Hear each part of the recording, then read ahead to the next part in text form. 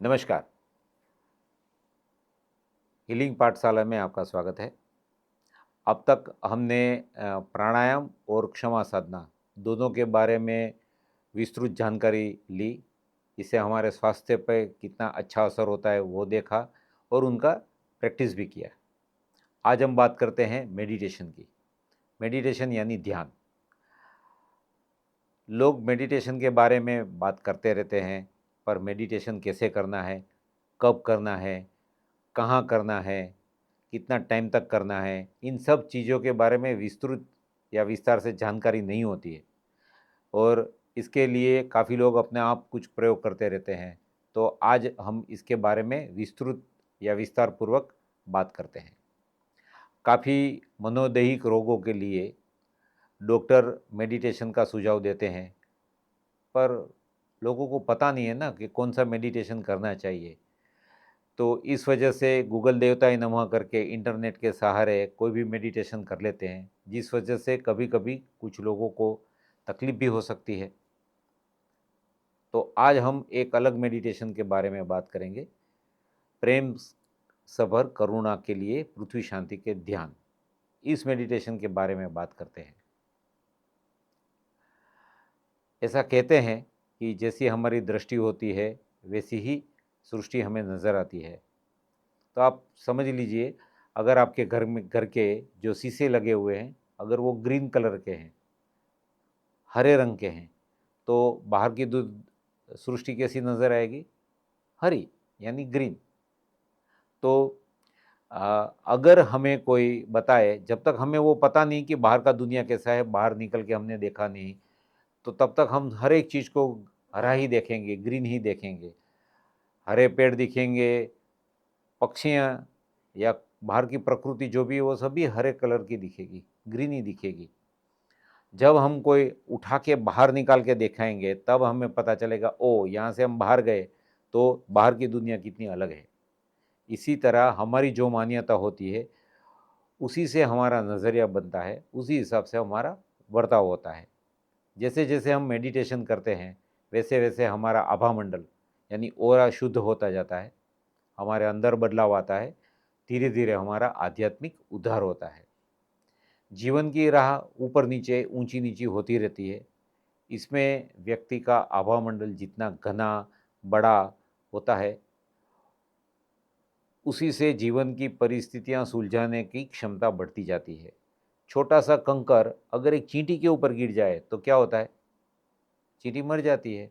उसी छोटा कंकर अगर हाथी के ऊपर गिरता है, तो क्या होता है? हाथी को कुछ पड़ी नहीं है, ऐसे हिलाते निकल जाता है। तो ऊर्जा के तौर पे हमारा आभामंडल इतना घना बड़ा होना चाहिए जैसे कि हाथी जैसा।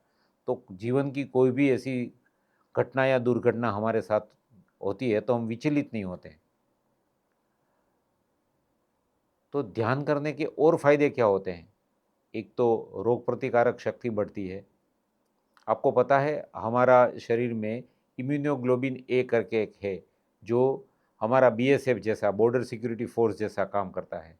कोई भी अगर बाहर से वायरस या पैरासाइट्स आते हैं तो इम्यूनोग्लोबिन ए तुरंत उसको रोकने की तो कोशिश करते हैं।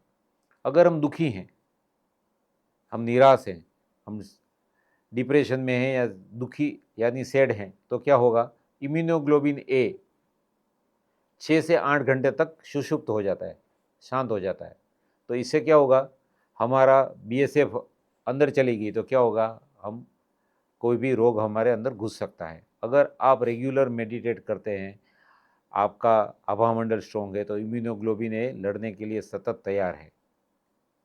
स्वास्थ्य बेहतर होता है, मनोदैहिक रोग कम होते हैं, मन शांत रहता है, तो हमेशा ब्लिस में रहते हैं। बुरी आदतों से मुक्ति मिलती है, तनाव और डर कम लगता है, एंग्जाइटी यानी व्यग्रता कम होती है, निराशा कम हो जाती है, आपसी संबंध, पारस्परिक संबंध सुधरते रहते हैं।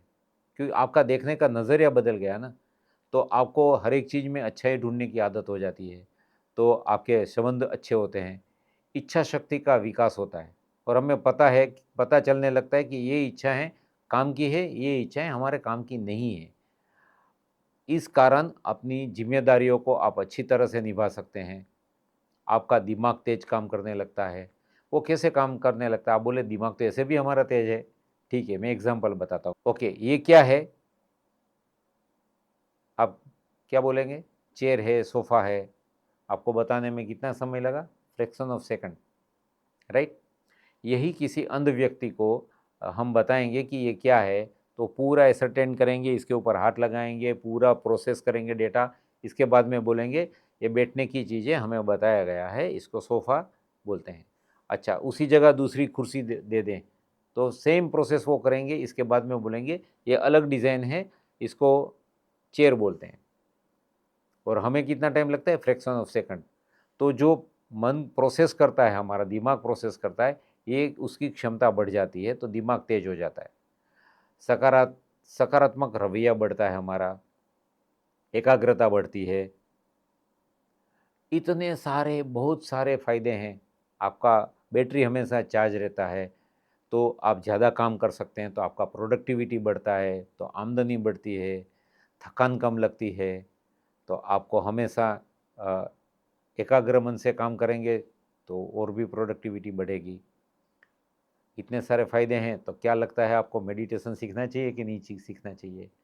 तो हर एक व्यक्ति का अपना एक शारीरिक और मानसिक, या बोलते हैं ना, शारीरिक और भावनात्मक स्थिति के अनुसार हम मेडिटेशन गाइड करेंगे। कमेंट सेक्शन में आप लिखिए मेडिटेशन, तो हम आपको निःशुल्क मार्गदर्शन देंगे। तो आपको अभी तक कैसा लगा, ये आप कमेंट में ज़रूर लिखिए और फॉलो करना नहीं भूलिए। धन्यवाद।